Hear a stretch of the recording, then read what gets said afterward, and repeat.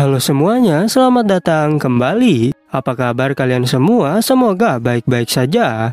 Pada video kali ini kita akan membahas spoiler lanjutan dari sebuah film animasi yang berjudul Against the Gods. Baiklah, daripada kalian semua penasaran, mari kita mulai saja pembahasan spoiler lanjutan untuk episode kali ini. Tanpa berbasa-basi lagi, langsung saja kita mulai videonya.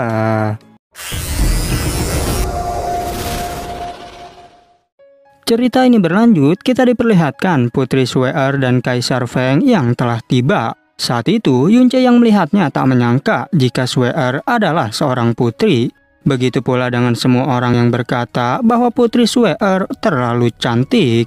Kaisar Feng bertanya mengapa 4 perwakilan wilayah suci masih belum tiba. Tetua kompetisi menjawab jika mereka selalu menjaga identitas mereka, sehingga tak akan muncul sebelum detik-detik terakhir. Mendengar hal itu, Kaisar Feng berniat untuk menunggu mereka. Tapi tiba-tiba perwakilan dari Tianwei telah datang, yang rupanya dia adalah Tetua Lingkun yang pernah hadir di kompetisi Kekaisaran Bluewind. Tetua Lingkun bertanya bagaimanakah kabar Kaisar. Kaisar Feng menjawab bahwa aku baik-baik saja. Dan rupanya di sana juga sudah hadir Tuan Muda Ye dari wilayah Sanmun. Tuan Muda Ye berkata bahwa Tetua Lingkun memang peka karena sedari tadi sudah bisa menyadari keberadaanku.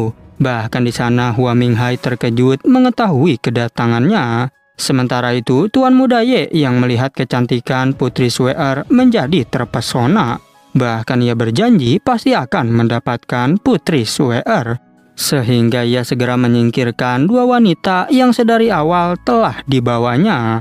Tak berhenti sampai di situ, ia juga bilang, jika dibandingkan dengan sang putri, kalian berdua hanyalah serpihan debu. Sedangkan Kaisar Feng tertawa dan berterima kasih atas pujian tersebut. Tak hanya itu, Tuan Muda Ye lagi-lagi menatap Putri Sue-er. Namun secara tiba-tiba terdapat bunga sakura yang berguguran. Bahkan semua orang sangat terkejut melihat kecantikan wanita yang baru saja tiba. Diketahui wanita yang bernama Ji Xianrou merupakan perwakilan dari Supreme Ocean Palace. Dan Kaisar Feng yang mengetahuinya menjadi tak percaya. Dirinya juga menyuruh Feng Xichen untuk menggantikannya menyambut Ji Xianrou.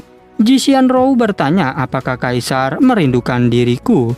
Mendengar hal itu membuat semua orang seketika terkejut karena mereka tak percaya wanita secantik ini menyukai Kaisar. Tak berhenti sampai di situ, ia juga mulai merayu Kaisar Feng.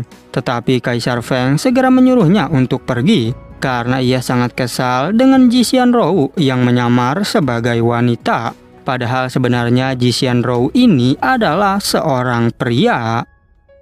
Kemudian datang seorang pak tua yang ternyata adalah Kaisar dari Spiritual Master Ancient Blue.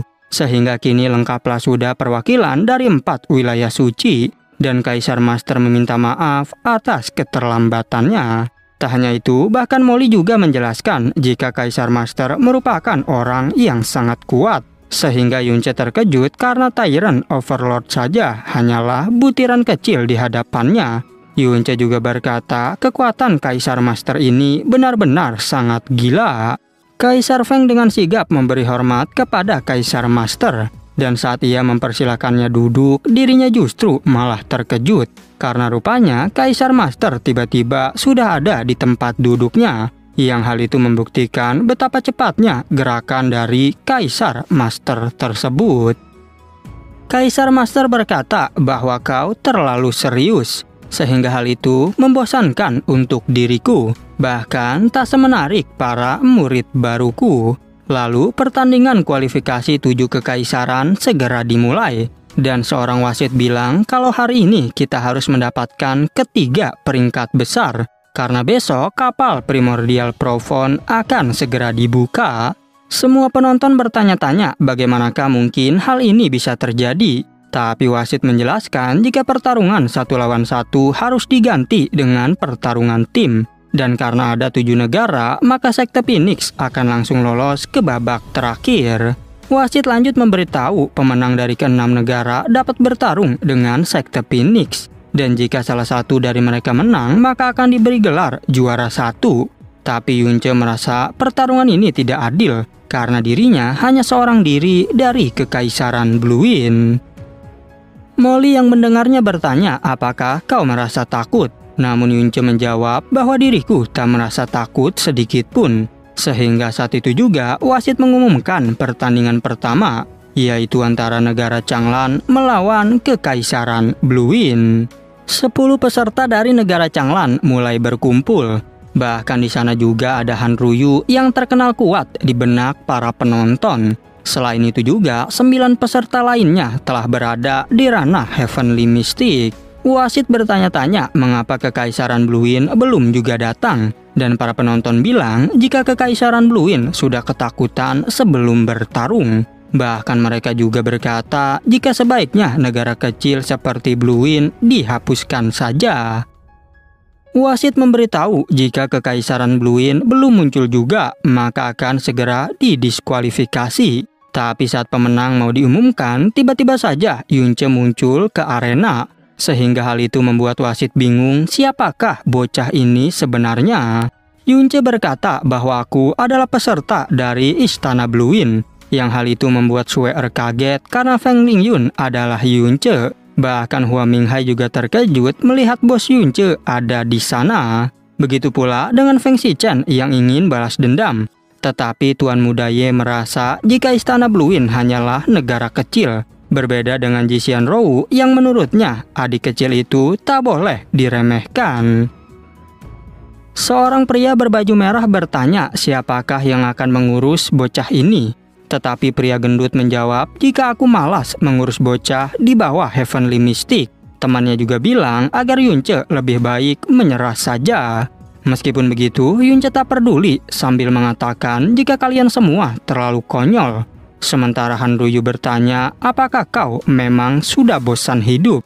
Yunce menjawab, jika aku sudah tak sabar untuk membantai kalian. Secara tiba-tiba mereka terkejut karena Yunce menghilang dari sana. Dan dengan cepat Yunce berhasil menghajar salah satu peserta.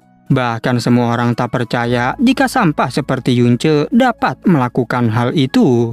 Tak berhenti sampai di situ, Han Ruyu juga menyiapkan pelindung. Tapi sayang pelindungnya tak berguna di hadapan Yunce. Sehingga semua orang terkejut karena Han Ruyu dibuat tersungkur.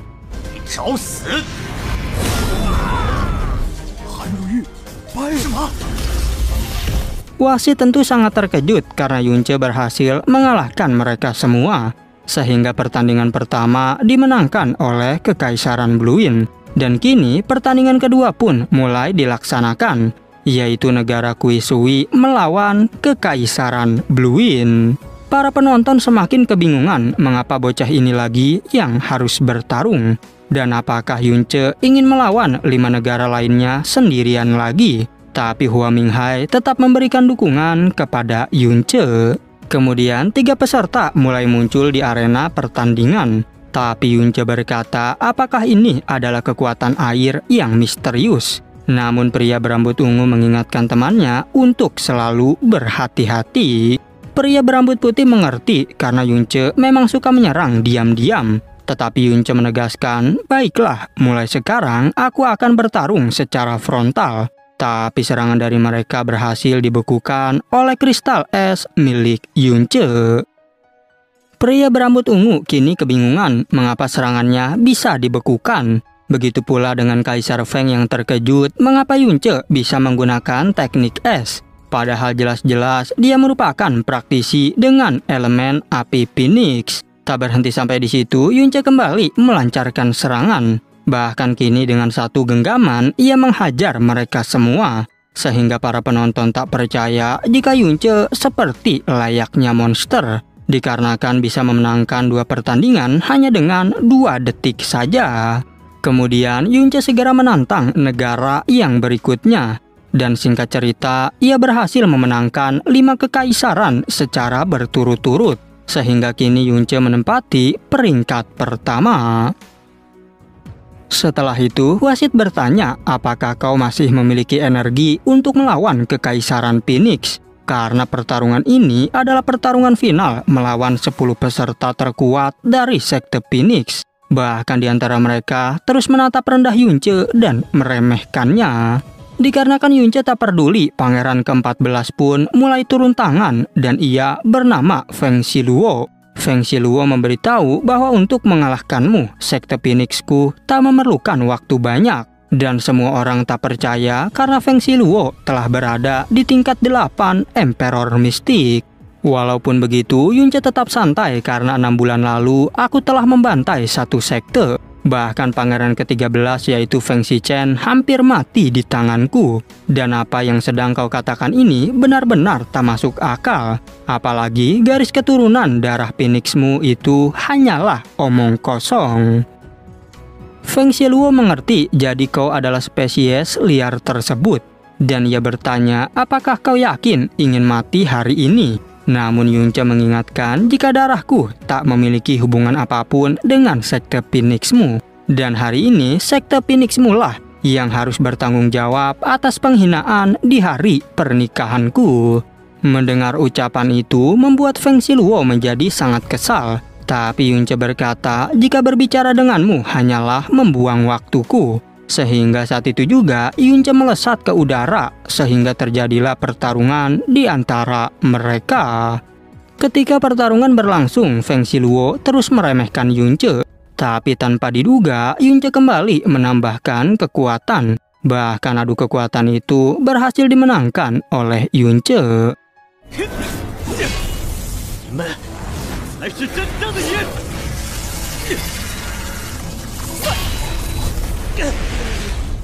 Yunce mengatakan jika kau menganggapku sebagai sampah, padahal dirimu adalah sampah yang sebenarnya.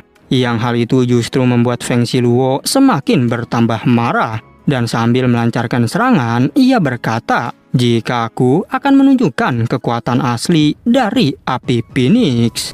Yunce tertawa mendengarnya karena kau terlalu percaya diri. Dan benar saja penonton kembali dibuat terkejut. Karena ternyata Yunce juga bisa menggunakan teknik api Phoenix. Kembali ke pertarungan, terlihat Yunce yang terus-menerus berhasil menahan semua serangan dari Feng Xiluo. Tetapi mereka kebingungan mengapa Yunce tak kelelahan sama sekali. Padahal pangeran ke-14 saja sudah terlihat kewalahan. Menyaksikan kejadian itu, Hua Minghai hanya bisa tertawa. Karena ia tak menyangka jika bos Yunce bisa sekuat ini. Sedangkan Feng Xiluo mengatakan kau adalah orang pertama yang mampu bertarung denganku selama ini.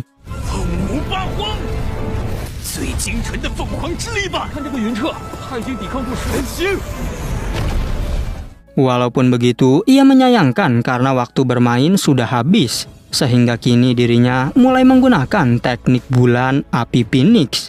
Tetapi Yunce tak peduli dan mulai menggunakan serigala es miliknya. Dan ternyata teknik itu mampu dihalau oleh Feng Xiluo yang kini membuat Yunce harus menahan serangan balik. Tetapi semua orang tak menyangka jika Yunce juga mampu memblokir serangan tersebut. Feng Xiluo mulai kehabisan kesabaran dan segera menggunakan teknik Phoenix tertinggi. Bahkan Tuan Muda Ye berkata jika ini merupakan teknik legendaris yang aku tunggu-tunggu. Namun secara tiba-tiba Yunce berkata, mungkinkah yang kau maksud Phoenix tertinggi adalah milikku? Kaisar Feng semakin tak percaya. Bagaimana mungkin Yunce memiliki Phoenix lebih tinggi dari milik Sekte Phoenixku? Apalagi Phoenixnya mampu membuat Feng Xiluo tak berkutik. Tetapi lagi-lagi Feng Xiluo terus dibuat muntah darah oleh teknik tersebut.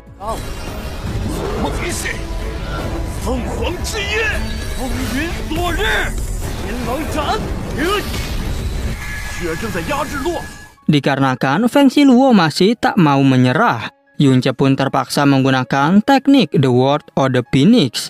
Yang hal itu tentu membuat Feng Xiluo tak menyangka karena dirinya telah dikalahkan. Seorang penonton berkata, mungkinkah ini sebuah mimpi? Karena lagi-lagi Yunce menjadi pemenangnya. Namun Yunce mengingatkan agar Feng Xiluo memberitahu semua keluarganya jika darah Phoenixku tak ada hubungannya dengan kalian. Tak mau berhenti sampai di situ, Yunce berniat untuk menghabisinya. Tapi tiba-tiba datang wasit yang menghentikan hal itu. Sementara Yunce bertanya apakah sekarang wasit juga ingin ikut campur. Wasit itu tentu menjadi sangat kesal terhadap perkataan Yunce. Sedangkan Yunce hanya mengingatkan jika lebih baik kau umumkan saja aku adalah pemenangnya. Lagi pula diriku tak memiliki waktu untuk bermain di sini.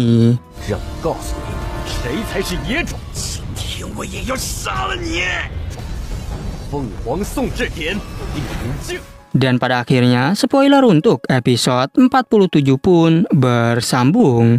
Oke, cukup sekian, terima kasih untuk video kali ini dan sampai jumpa di video berikutnya.